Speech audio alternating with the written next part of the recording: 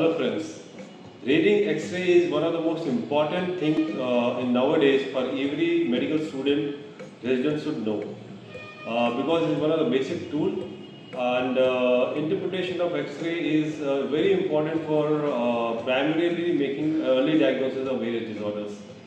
But I have seen many students making blunders and many experienced doctors also missing some important findings in X-rays when they do not follow the simple rule of scanning the X-ray. So I will be discussing here a very simple approach which we usually call it as an A, B, C, D, E, F, G, H, I approach. Now what is this? A. A stands for airway, B stands for bone and soft tissues, C for cardiac, D for diaphragm, E for effusion or extrathoracic lesions, F for field, fissure and foreign body, G for great vessels or gastric bubble, H for hyla and mediastinum, and finally I for interpretation. Now A stands for airway. Now before you start scanning an X-ray, you should think of a mnemonic PIER, that is P for position, I for inspiration, E for exposure and R for rotation. So on these four headings you have to scan and see about the airway. We often see that X-ray tests are of PA view, AP view and lateral. How will you differentiate between an AP view and a PA view?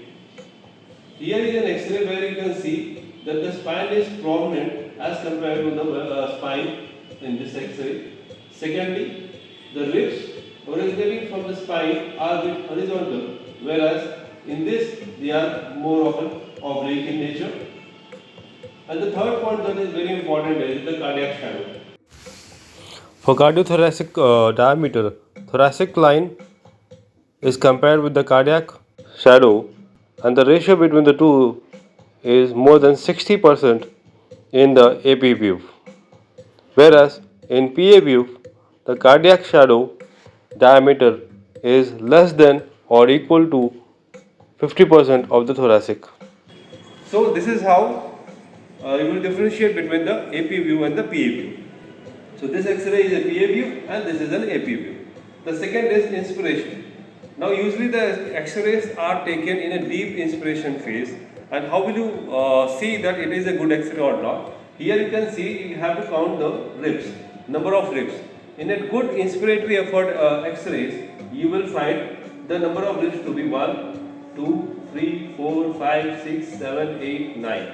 So in a good inspiratory X-ray, more than 9 or 10 ribs you can easily see. If you are not able to see that one, then certainly it is either in the mid-inspiratory phase or in an inspiratory phase. The third point is exposure. This is one of the most important finding. While assessing X-ray, you have to see whether the X-ray taken is underexposure or overexposure, because in either of the two conditions, the important pathologies, the important findings in this X-ray is bound rotation. Now we have to see whether the X-ray has been taken in a proper way or the patient has rotated on right or left side while taking the X-ray. So for this, we have to see the medial end of the both the clavicle and the spinous process of the vertebrae. Here it is. So if the spinous process is in the middle of the two middle surface of the clavicle, then the X-ray is good. If the spinous process is shifted towards the left side, then the rotation is on the right side. And if the spinous process is nearer to the right side of the middle end of the clavicle, then the rotation is on the left side, vice versa. So on these 4 points we have to assess airway. Second point is B. B stands for bone and soft tissues. So we have to see all the bony structures which is seen white in color in the X-rays. Here we can see the clavicle, the ribs.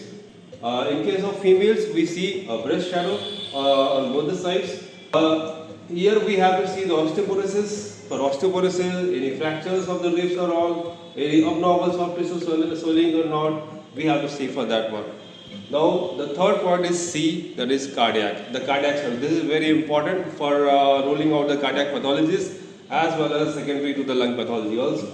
So here we can see that there is a cardiac shadow. It is a PA view. The cardiothoracic ratio, that is, this is the cardiac shadow, and this is the thoracic ratio. Therefore, the cardiothoracic ratio is usually less than 50% in case of PA view and vice versa in case of AP view. Here, this is the aortic knuckle, and below the aortic knuckle is the pulmonary artery. This is the left atrium. This is the left ventricle border. This is the right ventricle.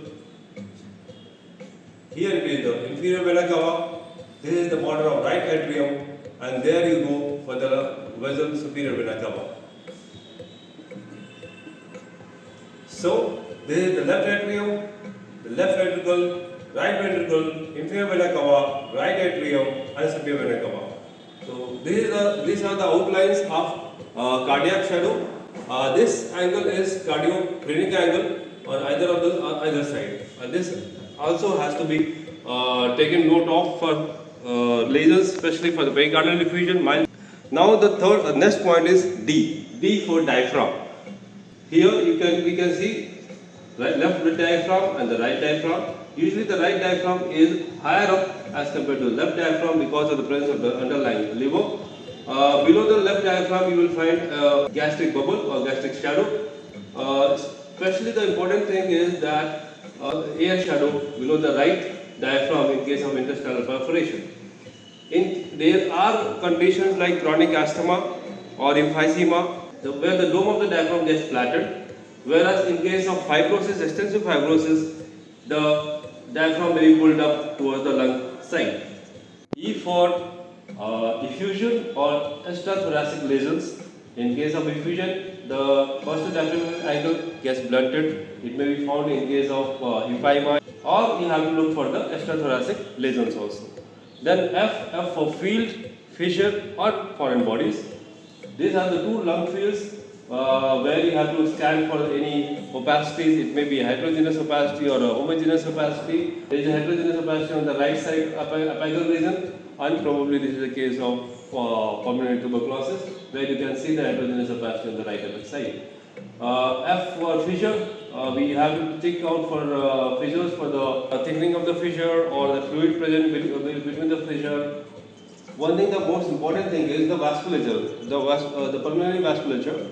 Usually the pulmonary vasculature is present on the middle of the thoracic cavity, and as we go to the periphery, the vasculature diminishes or gets absence. If the vasculature is seen till the periphery, certainly there can be a pathology of especially pulmonary edema in the form of curly V lines. And F for foreign bodies, either you have to scan for look for the foreign bodies present in the trachea or in the large bronchus. The next point we have to scan for is G. G means great vessel. A great vessel, we have two great vessels are the aortic knuckle, which is here it is, and the pulmonary artery on both the sides. So we have to search for the pulmonary if there is a dilatation or not. This is the area where you have to see for the great vessels. H for the hyla. This is the area where it is hyla and mediastinum. Now I stands for interpretation. Based upon all these findings from A to H, whatever you see the positive findings, you have to interpret it, summarize it. This is the diagram of just PA view taken in a good inspiratory effort with normal rotation. The bone, soft tissues, cardiac shadow, and both the diaphragms are normal. There is no effusion or any extrathoracic lesion. There is a heterogeneous opacity on the right apical region of the lung, whereas the rest of the field is normal. The hyla and mediastinum is normal.